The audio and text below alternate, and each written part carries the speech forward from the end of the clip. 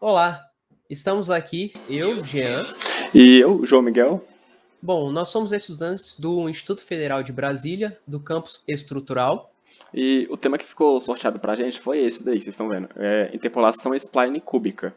E nossa apresentação vai seguir os seguintes passos, né? O Jean vai fazer uma introdução sobre o tema e logo após eu vou mostrar uma aplicação do próprio, né? E o Jean pode prosseguir agora com a introdução? Perfeito, João, valeu. Eu vou iniciar aqui. Bom, dando então introdução ao nosso seminário, gostaria de dizer que a interpolação spline cúbica, ela é uma técnica fundamental em análise numérica e processamento de dados. Esse algoritmo ele é extremamente utilizado para fazer a interpolação de pontos, que será o destaque aqui. Seguindo a mesma lógica de todos os algoritmos de interpolação já existentes, ou seja, ela não assume que existe uma função justificável fisicamente, que representam aqueles determinados pontos. Bom, a interpolação spline cúbica procura um polinômio que passe por todos os pontos e, quando a gente olha, ela nos dá uma visão geral do comportamento daqueles pontos. E como o próprio nome já vem dizendo, na interpolação spline cúbica, nós utilizaremos polinômios de terceiro grau. Diferente de métodos de interpolação mais simples, como polinômios de Lagrange ou Newton, a spline cúbica ela vai procurar um polinômio para cada intervalo de pontos, que eu falarei mais à frente, oferecendo uma abordagem mais refinada e precisa, o que vai permitir uma criação de curvas contínuas com segmentos polinomiais de terceiro grau entre os pontos de controle. Bom, a principal vantagem da interpolação spline cúbica pode-se dizer que está na capacidade de proporcionar uma suavidade natural à curva interpolada, evitando, assim, oscilações que não são desejadas, que podem ocorrer nos métodos mais simples, como dito anteriormente, de Lagrange e Newton. E uma característica marcante da interpolação spline cúbica seria a presença de coeficientes diferentes para cada intervalo entre os pontos de controle, o que permite a adaptação da curva. Esses coeficientes diferentes eu também vou mostrar à frente. Bom, gostaria de dar um exemplo aqui. Por exemplo, nessa primeira figura aqui, nós temos um conjunto de vários pontos e nós queremos traçar uma curva que interpole todos esses pontos. Então, agora nós vamos olhar para a figura 2. Uma possibilidade disso seriam os polinômios de Lagrange, em especial os de ordem 0, ou seja, de grau 1. Esses polinômios são retas que interpolam essa curva. Então, nós temos uma equação de reta diferente para cada intervalo. Como mostrado aqui, ó, cada retinha dessa aqui terá uma equação de reta diferente.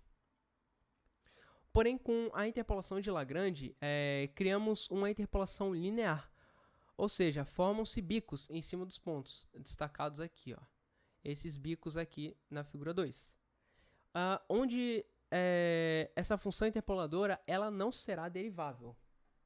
Então, como nós queremos uma função derivável, a gente poderia pensar na interpolação de Lagrange do segundo grau, ou seja, vai nos gerar uma parábola. Porém, ainda assim, nós teríamos uma função para dois intervalos e em alguns intervalos, como esse aqui, por exemplo, nós teríamos essa função ou essa outra função. Isso nos geraria uma ambiguidade de funções. E uma maneira de evitar isso é tentar definir um polinômio para cada intervalo, porque assim o polinômio terá uma certa curvatura, evitando esses indesejados bicos que eu disse. Ou seja, ao invés de se utilizar um polinômio para vários intervalos, usamos um e um único para cada intervalo. É isso que a interpolação spline cúbica faz. Bom, nós podemos mudar a concavidade de dentro do intervalo e isso cria muita flexibilidade no polinômio interpolador. Assim, quando for feita a interpolação desse ponto, né, a curva interpoladora será mais suave. E isso vai ocorrer justamente porque ela não será contínua só na primeira derivada, mas também será contínua para a segunda derivada. E isso é uma característica dos polinômios de terceiro grau.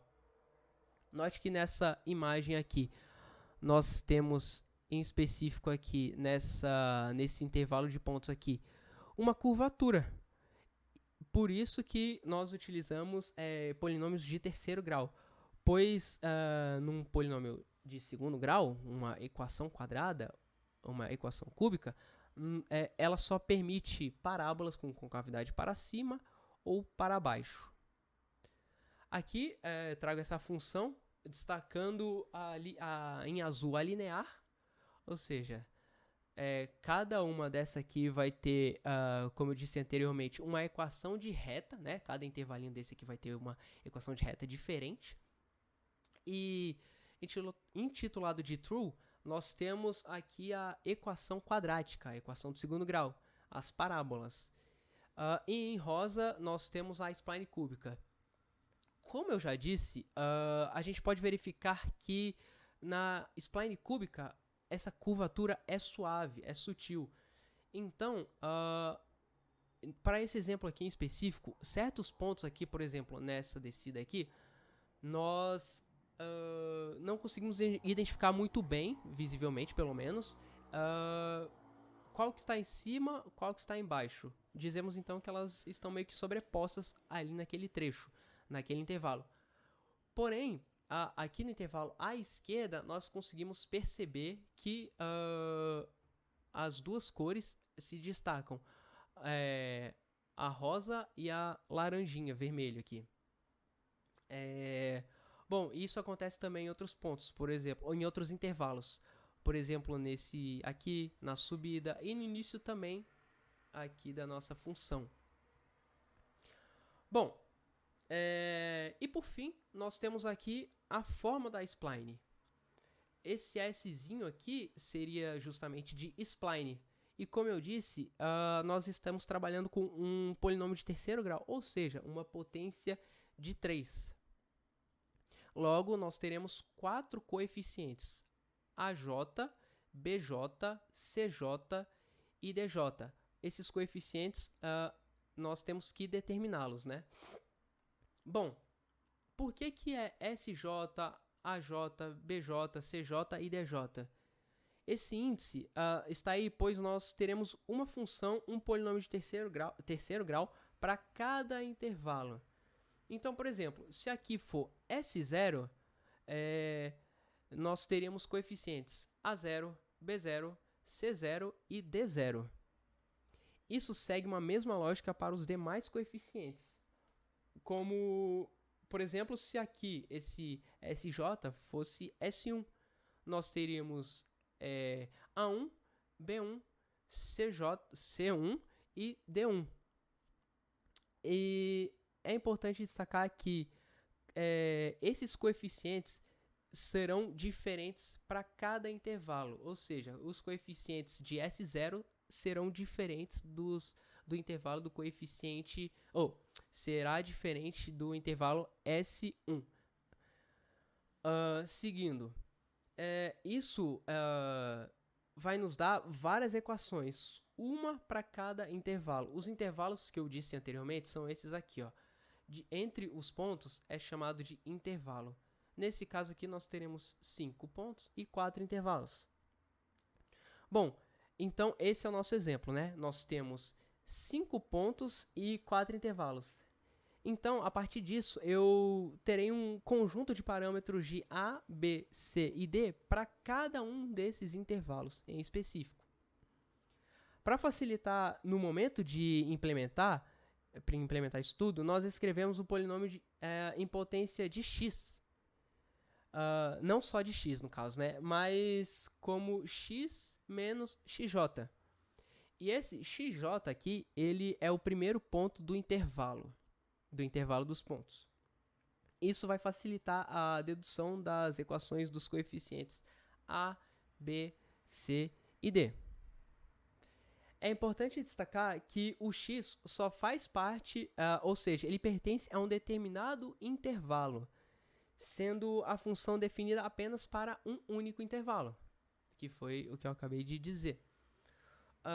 Eu gostaria de destacar, por exemplo, aqui, esse SJ é como se fosse o nosso S0. Esse XJ é o nosso X0. À direita, nós temos aqui o SJ mais 1, que seria o nosso S1. Aqui embaixo nós temos o nosso SJ mais 1, que seria o nosso X1. Bom, então só para finalizar minha fala, eu queria dizer que quando nós estamos olhando para a interpolação spline cúbica, nós sempre devemos ter em mente que estamos trabalhando com um polinômio de terceiro grau e ele é definido por vários polinômios, um para cada intervalo, especificamente, certo?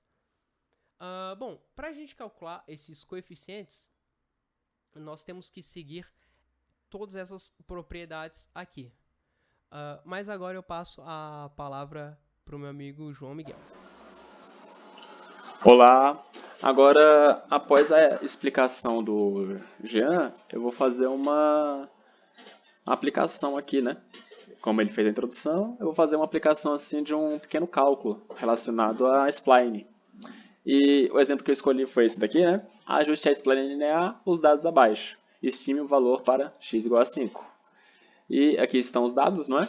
Onde a gente tem os valores para x e para f de x, onde eu enumerei aqui como x igual a 0, x igual a 1, x igual a 2 e x igual a 3. Onde o x0 seria o x igual a 3 e o f de x igual a 2,5. E assim por diante. Com o x1 4,5, f de x 1, x2 seria o x igual a 7 e o f de x igual a 2,5. E o x3 com o x igual a 9 e o f de x igual a 0,5. Após isso, a gente pode perceber que o x igual a 5, ele está entre o x1 e o x2. Aí, para isso, vamos primeiro calcular aqui os intervalos, né? Primeiro do x0 e o x1, que utilizando essa fórmula aqui, né? Seria o f de x0, vezes o x1, que é 4,5, né?